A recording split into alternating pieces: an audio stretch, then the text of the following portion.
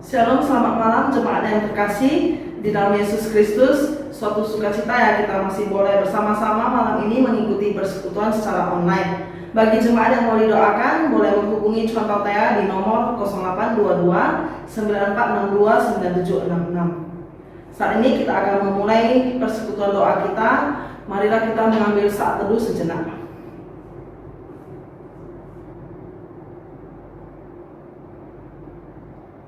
Amin. Untuk mempersiapkan hati kita untuk mendengarkan firman Tuhan, kita naikkan pujian yang pertama, Ku Tak Akan Menyerah.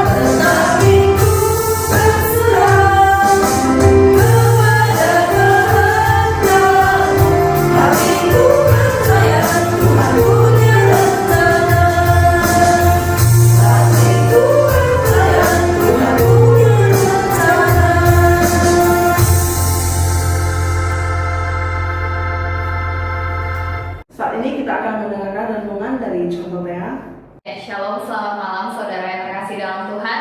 Mari kita sama-sama berdoa. Tuhan, terima kasih hari ini kami masih diberikan kesempatan untuk boleh dengar kembali firman Tuhan. Biarlah melalui kebenaran firman Tuhan hari ini kami dapat belajar untuk boleh menjadi pribadi-pribadi yang seturut dengan kehendak Tuhan. Tuhan, biarlah firman-Mu juga dapat jatuh di dalam hati setiap pendengar-Mu yang tidak hanya mau mendengar, tapi juga mau melakukan kebenaran firman Tuhan dalam hidup mereka hari lepas hari. Tuhan, berkati setiap kami, hamba-Mu yang memberitakan, baik juga jemaat-Mu yang mendengarkan. Tuhan, biarlah Roh Kudus bekerja di dalam hati pikiran kami, kuasai hati dan pikiran kami. Dalam nama Tuhan Yesus kami berdoa, amin. Saudara yang terkasih dalam Tuhan, hari ini judul judul yang saya ambil adalah Untuk Kita Yang Pernah Terluka. Saudara, mari membuka dalam Mazmur 41 ayat yang ke-9. Saya akan membacakannya untuk kita semua. Mazmur pasal 41 ayat 9 berbunyi demikian.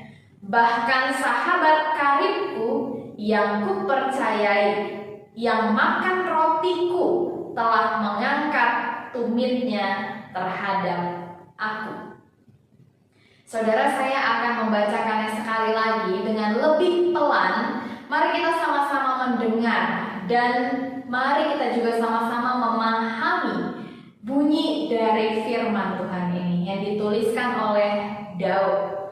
Mazmur 41 ayat 9. Bahkan sahabat karibku yang kupercayai, yang makan rotiku, telah mengangkat tumitnya terhadap aku. Saudara, di dalam sepanjang kehidupan kita sebagai manusia yang berelasi dengan manusia yang lainnya, kita tentu pernah merasakan yang namanya terluka. Jika kita tidak pernah terluka, kemungkinan besar mungkin kita adalah orang yang melukai. Hanya ada dua jenis manusia, dia yang dilukai atau dia yang melukai. Tetapi setidaknya saudara, di dalam sepanjang perjalanan hidup kita tentu pernah merasa terluka. Kita tentu pernah merasakan ada momen di mana orang yang begitu dekat dengan kita, orang yang sangat akrab dengan kita, orang yang sangat-sangat kita percaya, orang yang sangat-sangat kita sayang, melukai hati kita dengan amat dalam, Bapak Ibu. Kita tentu pernah merasakan rasa sakit ketika dilukai oleh orang yang begitu dekat dengan kita. Entah itu kita punya rekan kerja yang begitu dekat dengan kita, lalu dia melukai hati kita. Ada orang seringkali bertanya gitu ya, kenapa suami saya melukai hati saya? Kenapa istri saya melukai hati saya? Kenapa anak saya melukai hati saya? Kenapa orang tua saya melukai hati saya? Saudara, pertanyaan ini begitu familiar dengan kita karena kita juga adalah orang-orang yang pernah terluka. Kita adalah orang-orang yang pernah terluka. Dan orang-orang yang melukai kita seringkali adalah orang yang begitu dekat dengan kita, orang yang begitu kita percaya, orang yang begitu kita kasihi. Nah, saudara yang terkasih di dalam Tuhan, seorang pendeta bernama Wahyu Pramudia, akhir-akhir ini saya sedang senang sekali mendengarkan khotbah beliau. Dia pernah mengatakan demikian, mengapa orang yang dekat dengan saya melukai hati saya? Dia katakan satu jawaban, siapa lagi yang bisa melukai selain dia yang dekat di hati? Siapa orang yang dapat melukai hati kita jika ia tidak dekat dengan hati kita? Maka dari itu Bapak Ibu yang terkasih dalam Tuhan, orang-orang yang dekat dengan kita adalah orang-orang yang begitu potensial untuk membuat hati kita terluka. Dan luka yang digoreskan oleh orang yang berada di dekat kita itu lebih dalam. Maka dari itu Bapak Ibu, Pendeta Wahyu Pramudia juga menyatakan dan mengatakan demikian. Melukai hati itu butuh jarak yang tepat. Tidak bisa dari jauh, Bapak Ibu. Contohnya seperti ini Bapak Ibu, seandainya misalnya Bapak Ibu bayangkan kondisinya Anda berada di jalan raya. Anda sedang menyetir mobil ya, Anda sedang menyetir motor atau mobil, tiba-tiba muncul orang dari samping kanan atau samping kiri Anda, lalu mepet Anda ya, motor mereka mepet, lalu mereka yang meneriaki Anda dengan teriakan demikian. Maaf, bodoh kamu. Anda diteriakin orang di jalan dengan kata yang kasar. Anda pasti ngerasa ya adem-adem aja, tidak apa-apa. Orang nggak kenal, saya juga nggak salah, saya nggak tahu dia siapa, dia bukan siapa-siapa saya, hanya dia berpapasan di jalan lalu dia berpikir saya salah bawa kendaraan lalu dia meneriaki saya dengan kata yang kasar, tidak masalah, tidak apa-apa karena saya tidak tahu siapa dia. Maka dalam hati kita pun pasti berpikir, oh nggak apa-apa. Kita bisa dengan santai menghadapinya. Bahkan mungkin kita ketawa, dikatain gitu ya, ketawa gitu. Tapi coba Anda bayangkan jika posisinya adalah misalnya saja orang tua saya. Orang tua saya tidak perlu berteriak bodoh kepada saya. Orang tua saya cukup menatap saya lalu mengatakan, bodoh banget sih kamu. Saudara, ketika orang tua saya mengatakan demikian, dia tidak perlu berteriak, dia tidak perlu menjerit, dia hanya mengucapkannya dengan mata yang tertuju kepada saya, lalu mengatakan, kamu bodoh. Maka saudara bisa bayangkan peristiwa yang pertama saya berikan tadi dengan peristiwa yang kedua, lebih sakit yang mana? Tentu saya yakin kita semua tahu lebih sakit, lebih menyakitkan peristiwa yang kedua. Ketika orang yang berada dekat dengan kita mengatakan hal yang demikian. Misalnya lagi, Anda sudah masak dengan sepenuh hati.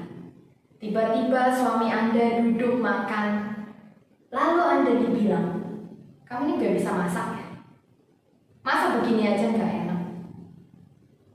Anda bisa sangat amat terluka. Karena apa Bapak Ibu?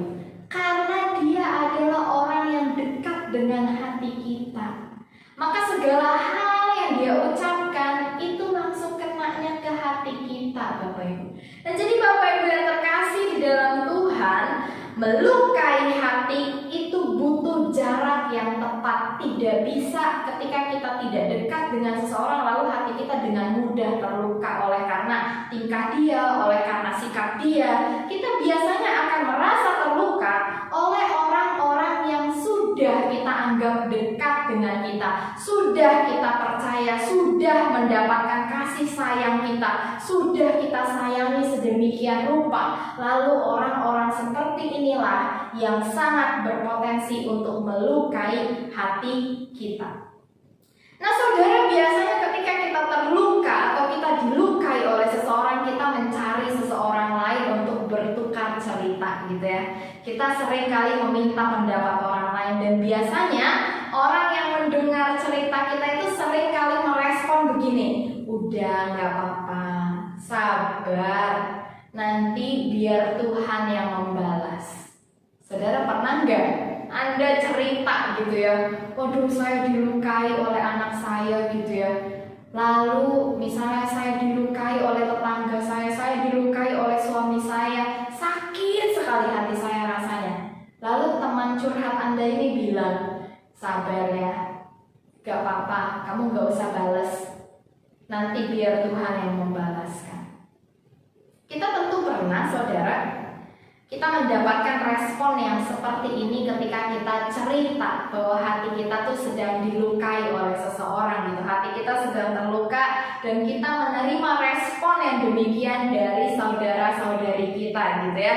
Nah, saudara yang terkasih dalam Tuhan, maka dari itu hari ini saya ingin membahas sebuah perenungan firman Tuhan. Ketika saya ingin balas dendam, apa yang Alkitab katakan? Saudara, kalau orang pengen balas dendam, itu dia lakukan atau enggak, itu tergantung pada dua hal. Yang pertama, dia punya daya atau enggak untuk melakukan pembalasan. Yang kedua adalah, dia taat sama Tuhan enggak, mau balas atau enggak. Nah, orang biasanya melakukan pembalasan, itu pembalasan dendamnya terwujud atau enggak itu bergantung pada dua hal itu. Kalau dia nggak punya daya untuk balas dendam, ya dia akan lebih mudah untuk berserah pada Tuhan. Tapi kalau dia punya daya untuk balas dendam, dia punya kekuatan, dia punya power untuk balas dendam, maka tidak tidak menutup kemungkinan dia akan lebih memilih untuk membalaskan dendamnya daripada taat sama Tuhan.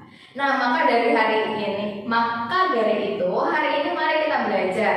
Waktu kita pengen balas dendam dan kita punya daya, kita punya power, kita punya kekuatan, kita bisa membalas. Apa yang harus kita lakukan dan apa yang Alkitab katakan pada kita hari ini? Saudara, saya mengangkat kisah tentang seorang bernama Ahitofel. Ahitofel ini adalah orang yang mungkin agak jarang disebutkan, tetapi Ahitofel ini mempunyai kisah yang begitu menarik. Nah, saudara, biasanya di zaman Perjanjian Lama itu, seorang raja itu biasanya selalu didampingi oleh seorang penasehat. Nah, Raja Daud juga punya seorang penasehat yang bernama Ahitofel. Saudara, penasehat ini fungsinya apa? Wah, penasehat ini adalah orang yang paling dekat dengan raja. Bahkan ketika raja merancangkan kejahatan, ini penasehatnya tahu.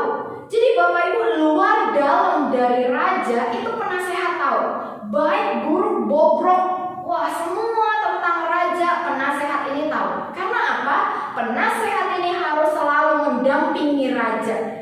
Nah, Raja Daud hari itu didampingi oleh beberapa penasehat, tetapi penasehat Ahitofel ini adalah penasehat yang paling dipercaya oleh Daud dan paling lama mengabdi kepada Daud. Saudara, kesetiaan Ahitofel ini dan keluarganya begitu amat banyak. Ya, jadi Ahitofel ini memang begitu setia menjadi penasehat Daud. Daud pun sudah mempercayai begitu banyak hal kepada Ahitofel, mulai dari strategi perang, mulai dari pembagian wilayah yang seperti itu. Ahitofel selalu diikut sertakan oleh Daud di dalam segala perencanaannya tentang kerajaan Israel.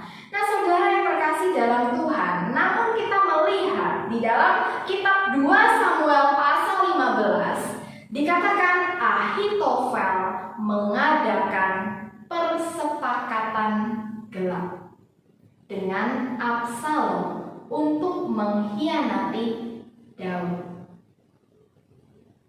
Saudara, ketika kita menyaksikan fakta ini gitu ya, di dalam 2 Samuel pasal 15 dibuka dengan satu perikop yang menceritakan tentang bagaimana Ahitofel, orang kepercayaan Daud, orang yang begitu lama mengabdi pada Daud, orang yang begitu setia pada Daud, orang yang begitu dipercaya oleh Daud, mengkhianati Daud dengan cara dia bekerja sama dengan Absalom untuk menghancurkan, bahkan untuk membunuh Daud. Saudara yang terkasih dalam Tuhan, mungkin beberapa dari antara kita bertanya-tanya, kenapa bisa si Ahitofel yang begitu setia kepada Daud, yang begitu dipercaya oleh Daud, kenapa bisa dia melakukan hal yang sebegitu kejam? Apakah karena harta? Apakah Ahitofel melihat kekayaan? Apakah Ahitofel melihat bahwa bekerja sama dengan Absalom itu dapat menguntungkan dia secara finansial? Apakah bekerja sama dengan Absalom dapat memberikan Ahitofel jabatan yang lebih tinggi dari penasehat raja? Alkitab tidak menuliskan, tetapi ada fakta yang begitu menarik tentang riwayat hidup Ahitofel. Saudara, Ahitofel ini memiliki seorang anak. Anak Ahitofel ini bernama Eliam. Dan Eliam memiliki seorang anak bernama, nama yang sudah sangat kita kenal, nama yang begitu sering muncul di dalam khotbah, nama yang juga sering kita baca di dalam Alkitab, yaitu nama Batsheba. Saudara yang terkasih dalam Tuhan, ketika kita melihat fakta ini bahwa Ahitofel itu adalah kakek dari Batsheba, kita mungkin baru bisa mengerti mengapa Ahitofel yang begitu setia pada Daud tega melakukan hal tersebut kepada Daud. Dia tega mengkhianati Daud, dia tega membohongi Daud dengan cara dia bekerja sama dengan Absalom. Kita mungkin mengerti penyebab Ahitofel melakukan hal demikian. Ahitofel adalah seorang pria yang menyaksikan bagaimana Daud menginginkan Batsyeba. Di satu sisi, Ahitofel tahu Batsyeba adalah cucunya. Ahitofel juga tahu bahwa Uria, suami dari Batsyeba, adalah bagian dari keluarganya. Tetapi karena profesi Ahitofel sebagai penasehat raja, dia menahan fakta ini. Dia menahan kehendak hatinya untuk membalas dendam pada Daud. Hingga ketika dia punya kesempatan, dia membalaskan seluruh dendamnya kepada Daud. Ahitofel adalah orang yang melihat bagaimana rumah tangga cucunya berantakan karena ulah Daud. Ahitofel juga adalah orang yang menyaksikan bagaimana Daud merancangkan sebuah strategi perang untuk membunuh Uria. Saudara, saya kalau kebayang ini, saya membayangkan posisinya Ahitofel. Saya suka merinding gitu ya. Maksudnya Ahitofel ini begitu tahu gitu loh. Dia begitu tahu kenal dengan Daud. Tetapi dia masih belum memiliki daya untuk melawan Daud, Bapak Ibu. Maka dia tunda pembalasan dendamnya sampai dia punya kesempatan untuk melawan dan kesempatan untuk membalaskan dendamnya kepada Daud. Peristiwa Daud mengambil Batsyeba. Peristiwa Daud membunuh Uria, suami dari Batsyeba. Saudara bisa bayangkan betapa peristiwa itu begitu melukai hati Ahitofel. Betapa peristiwa itu begitu menyakitkan, begitu mengecewakan. Saudara, kadang kita kalau melihat seperti ini sepertinya, oh ya nggak apa-apa loh pembalasan dendam Ahitofel ya kan karena Daudnya juga jahat. Tetapi saudara, apa yang dilakukan Ahitofel itu tetap ada dalam bingkai pikir tidak sesuai dengan kebenaran firman Tuhan. Saudara, jika kita melihat Ahitofel ini juga adalah orang yang memiliki jarak sangat dekat dengan Daud. Seperti yang saya jelaskan tadi, penasehat itu adalah orang yang paling dekat dengan raja. Karena apa yang dirancangkan oleh raja, penasehat harus tahu. Apa yang dikatakan oleh raja, apa yang dilakukan oleh raja, penasehat harus tahu. Maka dari itu ketika Ahitofel ini mengkhianati Daud dan Daud tahu bahwa Ahitofel ini ternyata berkhianat daripadanya, dia bersekongkol dengan Absalom untuk membunuh Daud. Bahkan juga Ahitofel ini memberikan nasihat kepada Absalom untuk meniduri seluruh gundiknya Daud di hadapan rakyat Israel. Ini pembalasan dendam yang begitu keji, Bapak Ibu. Ahitofel tahu Daud berzina dengan Batsyeba. Maka apa yang dilakukan oleh Ahitofel? Ahitofel suruh Absalom, kamu tiduri semua gundiknya Daud di depan seluruh rakyat Israel. Ini pembalasan yang begitu keji, Bapak Ibu. Nah, maka dari itu ketika Daud tahu Absalom dan Ahitofel bersekongkol, Daud tidak melawan, Bapak Ibu. Dia langsung memutuskan untuk melarikan diri dari Yerusalem. Anda bisa membaca kisahnya dalam 2 Samuel 15 ayat 13 sampai 37. Tetapi Bapak Ibu, ketika Daud berdoa satu, Tuhan tolong gagalkan rencana dan nasihatnya Ahitofel. Tuhan mengabulkan doa Daud. Saudara, pada bagian ini mungkin kita sedikit dilema ya. Daud kan sudah melakukan hal yang jahat. Ya wajar dong kalau dia dibalas kayak gitu sama Ahitofel. Mungkin karena kita masih pegang prinsip gigi ganti gigi, mata ganti mata. Kalau kamu jahat, saya balas jahat. Kalau dia jahat, dia dijahatin orang, nggak apa-apa.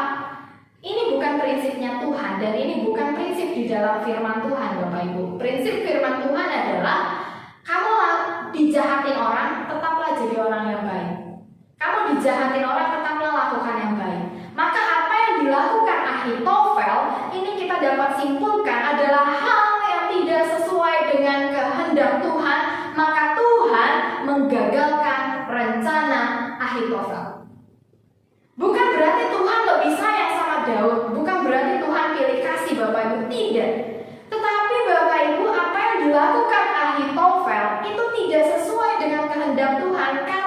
pembalasan itu harus datangnya dari Tuhan. Pembalasan, sekalipun kita punya daya untuk membalas, kita harus mengikhlaskan bahwa pembalasan itu datangnya dari Tuhan. Saudara, waktu orang Israel begitu disiksa oleh Mesir 400 tahun, mereka tidak punya daya untuk membalas. Tetapi lihat, lewat peristiwa 10 tulah, siapa yang membalas perbuatan Mesir? Tuhan. Saudara, hari ini mungkin kita dilukai oleh seseorang. Mungkin kita punya daya untuk membalas, bahkan mungkin kita punya rancangan yang tepat untuk membalas perbuatan orang yang sudah melukai hati kita. Tetapi ingat, itu bukan hak kita, Bapak Ibu. Pembalasan adalah hak Tuhan. Lalu mungkin kita hari ini kita dilukai dan kita tidak bisa melakukan apa-apa untuk membalas. Kita nggak bisa ngapa-ngapain, kita cuma bisa nangis atas perlakuan orang lain kepada kita. Ingat, pembalasan adalah milik Tuhan. Pemazmur pernah mengatakan tidak selamanya orang benar akan menderita. Tidak selamanya orang yang jahat itu akan bersuka cita, Bapak Ibu. Semua ada waktunya, dan ada waktunya Tuhan untuk membalaskan apa yang orang telah lakukan kepada kita. Maka dari itu Bapak Ibu yang terkasih dalam Tuhan, ketika kita dilukai, ada beberapa hal yang saya ingin kita belajar. Ada 3 hal yang mesti kita ingat ketika kita dilukai oleh orang lain. Entah itu orang yang dekat dengan kita atau orang yang kurang dekat dengan kita, mereka semua punya potensi untuk melukai kita. Kita adalah orang-orang yang mudah terluka. Tetapi ketika kita terluka, mari kita mengingat 3 hal ini.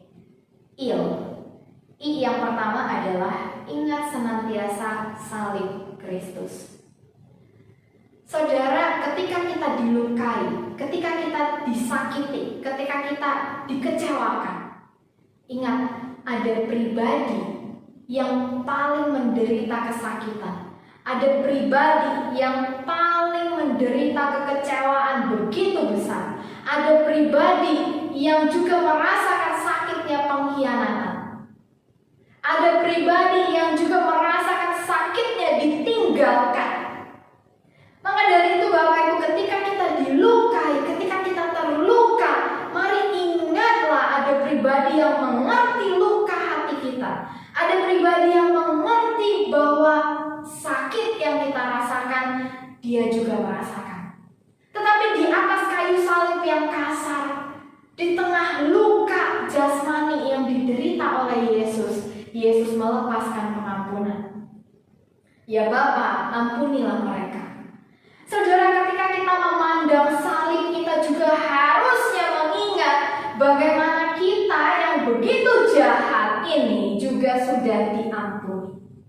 Jadi Bapak Ibu, ketika kita terluka, kita dilukai, kita menjadi marah, kita menjadi emosi dengan orang yang melukai, kita ingat bahwa salib Kristus itu juga telah mengampuni kita yang notabene adalah orang jahat. Kita yang adalah manusia berdosa, kita juga sudah diampuni. Kita juga tahu bahwa di atas kayu salib itulah penderitaan terbesar pernah terjadi. Penderitaan yang dialami oleh anak Allah yang maha tinggi, yang tidak sebanding dengan luka hati kita hari ini. Maka ketika kita dilukai, ingatlah kita juga adalah orang yang jahat dan kita sudah diampuni. Ketika kita dilukai, ingatlah bahwa Yesus mengerti luka hati kita.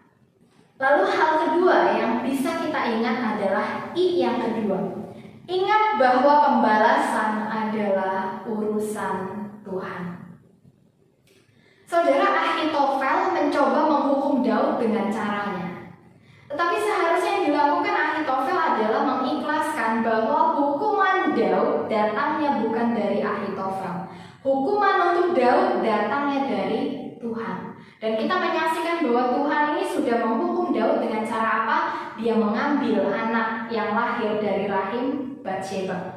Saudara yang terkasih dalam Tuhan, ketika kita punya daya untuk membalas, ingat, pembalasan dendam itu tidak sesuai dengan kebenaran firman Tuhan.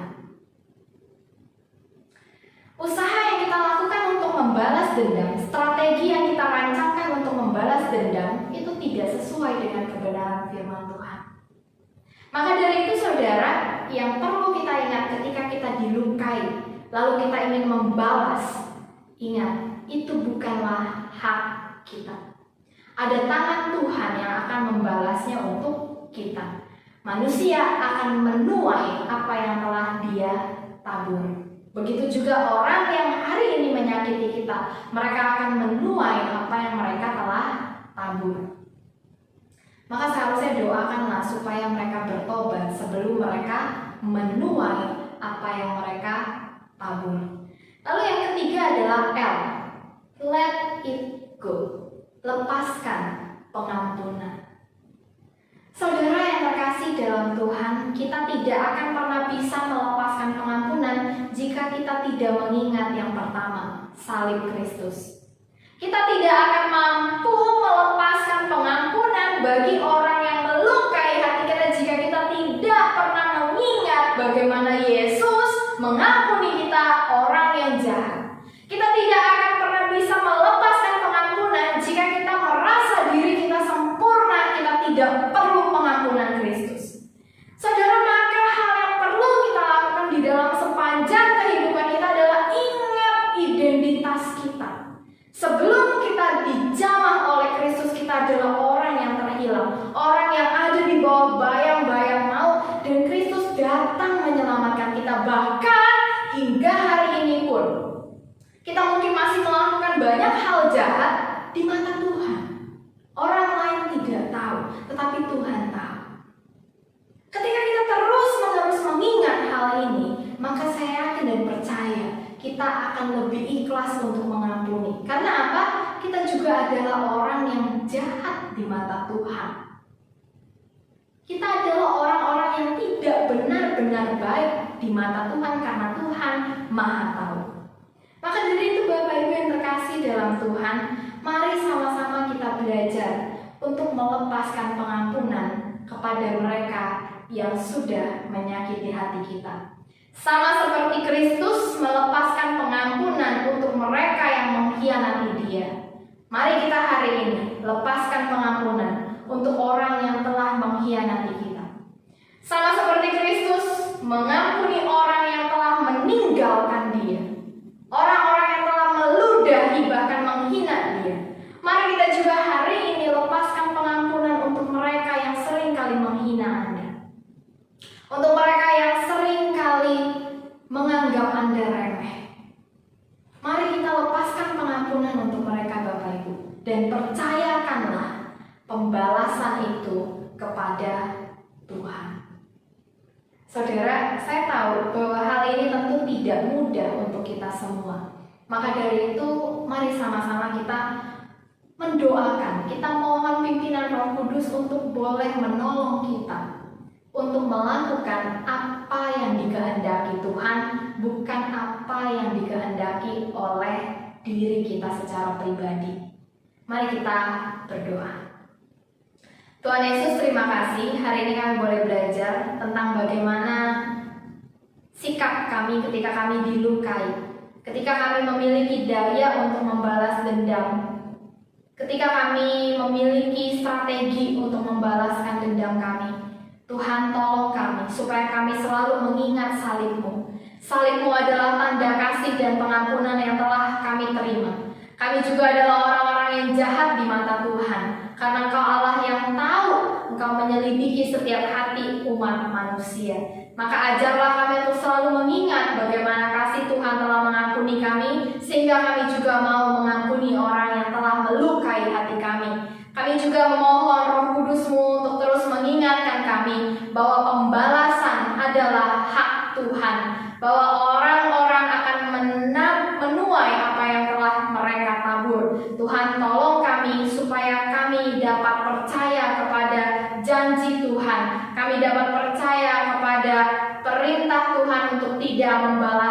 kejahatan dengan kejahatan. Biarlah kami menyerahkan segalanya ke dalam tangan kuasa Tuhan. Roh Kudus juga tolong kami supaya hari ini ketika kami mendengarkan firman Tuhan ini, kami dapat melepaskan pengampunan bagi orang-orang yang menyakiti hati kami, bagi orang-orang yang melukai hati kami. Di dalam nama Tuhan Yesus, kami mau mengampuni mereka semua, dan kiranya Tuhan panggillah mereka untuk bertobat dari segala hal yang salah yang mereka lakukan. Biarlah Tuhan yang memimpin selalu kehidupan kami senantiasa. Di dalam nama Tuhan Yesus kami berdoa dan bersyukur. Amin.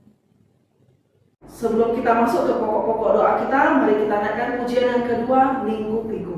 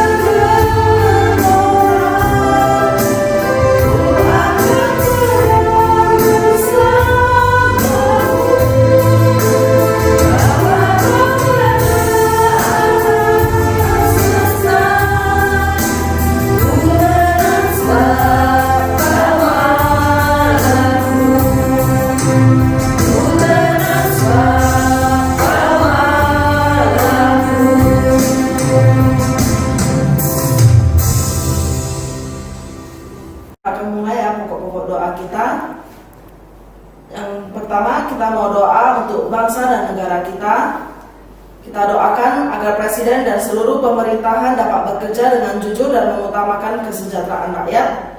Kemudian kita juga doakan pemimpin Kota Medan yang telah terpilih supaya dapat membenahi Kota Medan ke arah yang lebih baik lagi.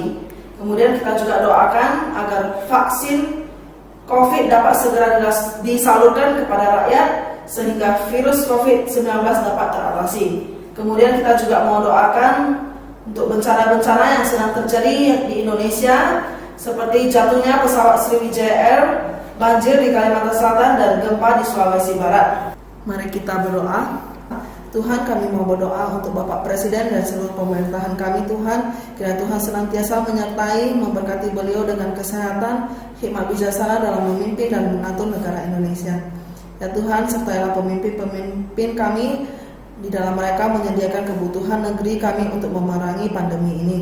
Kami juga mau berdoa Tuhan untuk pemimpin Kota Medan yang sedang menjabat, kiranya Engkau juga memberikan hikmat kebijaksanaan dan kesehatan agar dapat membenahi Kota Medan ke arah yang lebih baik lagi dan lebih sejahtera lagi. Kami juga mau berterima kasih Tuhan untuk vaksin corona yang telah ditemukan.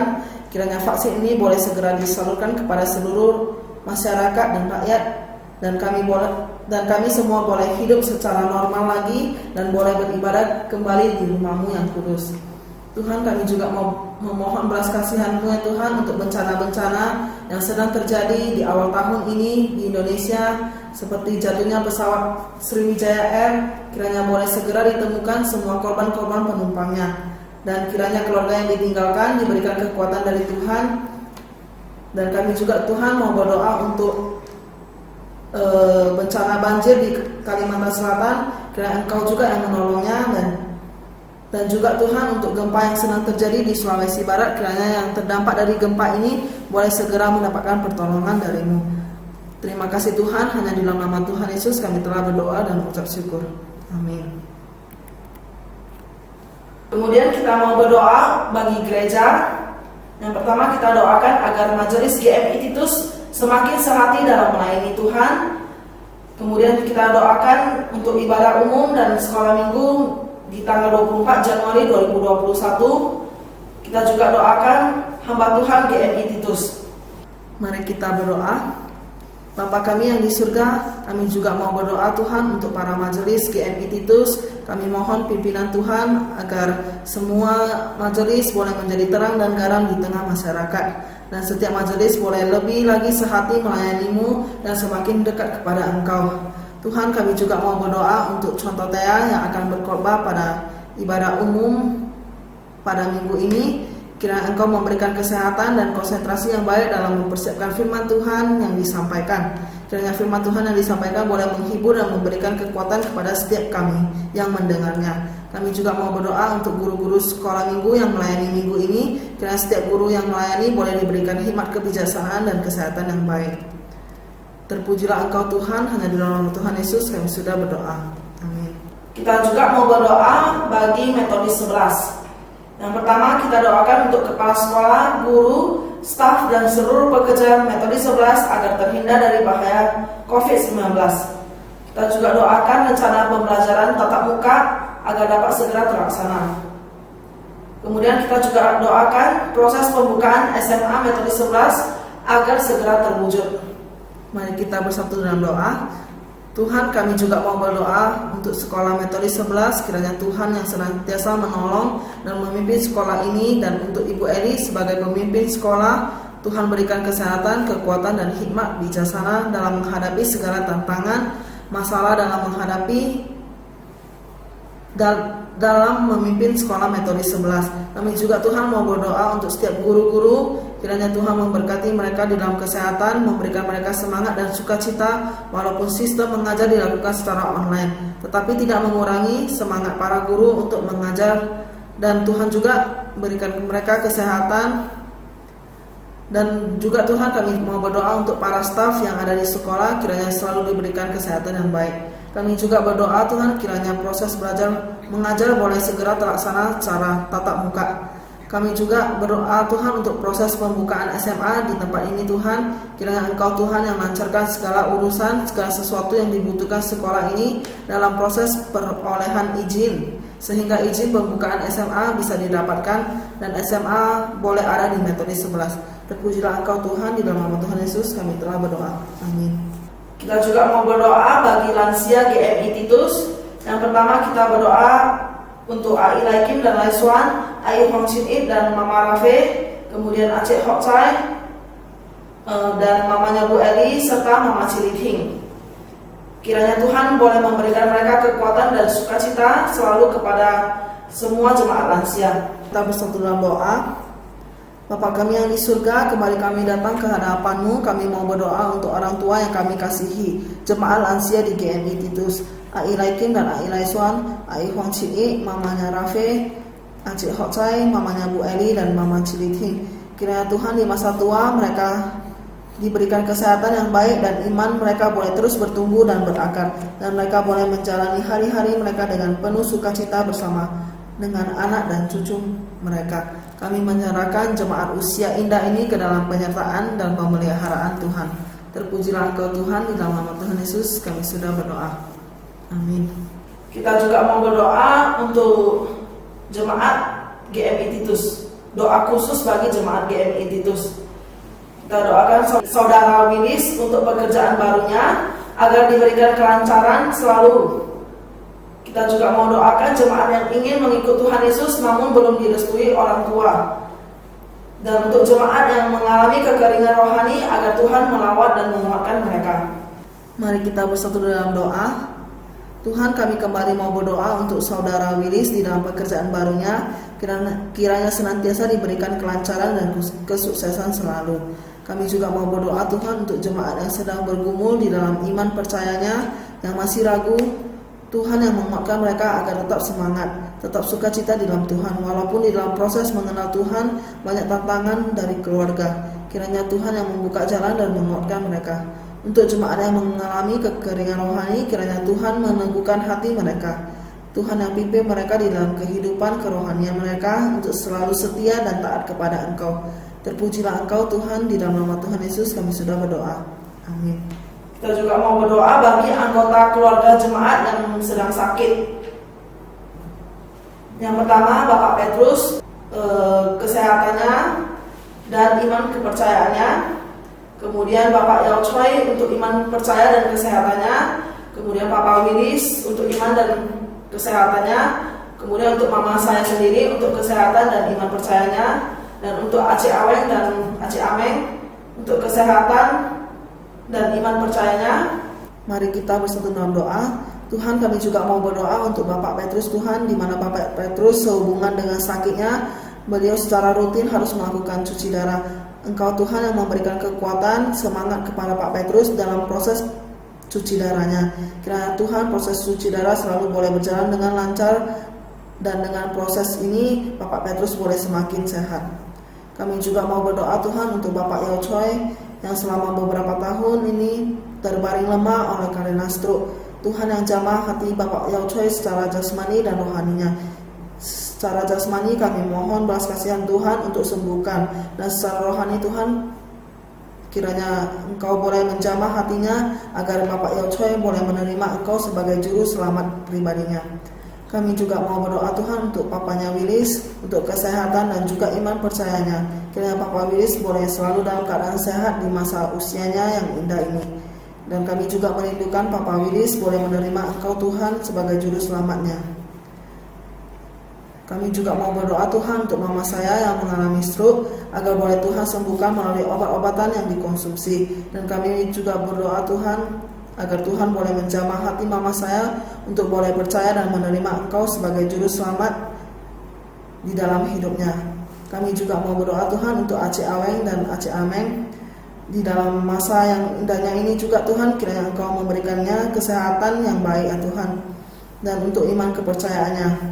Hanya di dalam nama Tuhan Yesus kami telah berdoa. Amin. Kemudian untuk keluarga Rustam, adiknya Bu Eli, untuk iman percayanya. Kemudian Ai Mehwa yang Marendal untuk pembengkakan di perutnya, dan Mama Bok Suwira untuk kesehatan dan iman percayanya. Cinini atau kakaknya Ciaiti untuk iman percaya dan kesehatannya. Papa dan Mama Jelis untuk kesehatan dan iman percayanya. Mari kita bersatu di dalam doa. Tuhan, kami juga mau berdoa bagi keluarga Bapak Rustam, kiranya Tuhan yang menjamah hatinya untuk boleh percaya dan menerima Engkau sebagai juru selamatnya. Kami juga mau berdoa untuk Ai Mehwa yang saat ini terjadi pembengkakan perut. Tuhan yang campur tangan di dalam proses pengobatan Ai Mehwa. Kiranya melalui obat-obatan yang dikonsumsi bisa memberikan kesembuhan pada Ai Mehwa, dan Ai Mehwa dapat kembali bersukacita di dalam nama Tuhan. Tuhan, kami juga mau berdoa untuk mama dari Bok Suwira yang mengalami stroke, agar boleh Tuhan sembuhkan juga melalui obat-obatan yang dikonsumsinya. Dan kami juga mau berdoakan untuk mama Bok Suwira, kiranya Tuhan yang menjamah hatinya untuk boleh menerima Engkau sebagai juru selamat di dalam hidupnya. Kami juga mau berdoa untuk saudari Nini, cicinya CIT. Tuhan, Engkau yang tahu sakit yang dideritanya. Kami mohon pertolongan dan belas kasihan Tuhan serta campur tangan Tuhan di dalam proses pengobatan untuk pemulihan kesehatannya. Inilah doa kami Tuhan, di dalam nama Tuhan Yesus kami sudah berdoa. Amin. Kita akan mengakhiri doa persekutuan doa pada malam hari ini. Kita doa Bapa kami. 主祷文，我们在天上的父，愿人都祝福得名为圣，愿父的国降临，愿父的旨意行在地上，如同行在天上。我们认用你的舍，今日赐给我们赦免我们的罪，如同我们赦免得罪我们的人，不叫我们离间试探，拯救我们脱离凶恶，因为国度、权柄、荣耀、权势不得，直到永远。阿们。